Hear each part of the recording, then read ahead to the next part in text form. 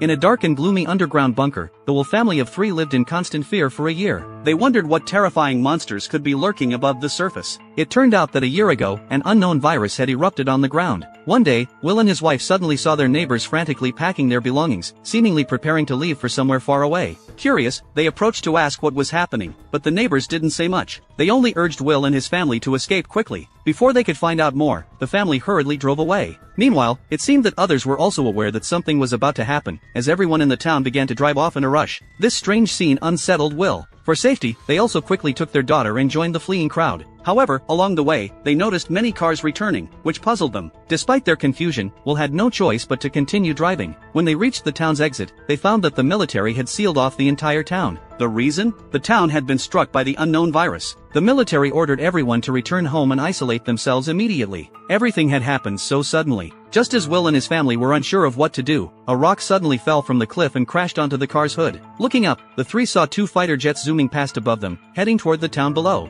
As they puzzled over what was going on, the jets suddenly bombed the town. Watching in horror as their home turned to ashes in the explosions, everyone was struck with fear. It turned out the military had decided to destroy the entire town to eradicate the virus at any cost. Before they could process what had just happened, the fighter jets turned around and flew back toward them. In the ensuing panic, Claire noticed a water tower in the distance. She realized it was near a primary school, which also had a shelter. Without hesitation, they ran toward the mountain. But as they reached halfway up the mountain, the jets bombed the area they had just passed. Seeing this, Will and his family hurriedly ran toward the shelter's entrance. Just as they arrived, the fighter jets spotted them. Fortunately, in the final moments before the bombs were dropped, the family managed to enter the shelter unscathed. Once everything outside had quieted down, they cautiously explored the shelter. It was a doomsday bunker built for wartime, stocked with plenty of supplies. But Amy, their daughter, only wanted to know how long they would have to stay there. Will couldn't answer her. He could only repeatedly reassure her not to be afraid, promising that as soon as the outside was safe, they would leave. So, the Will family continued their lives in the underground shelter.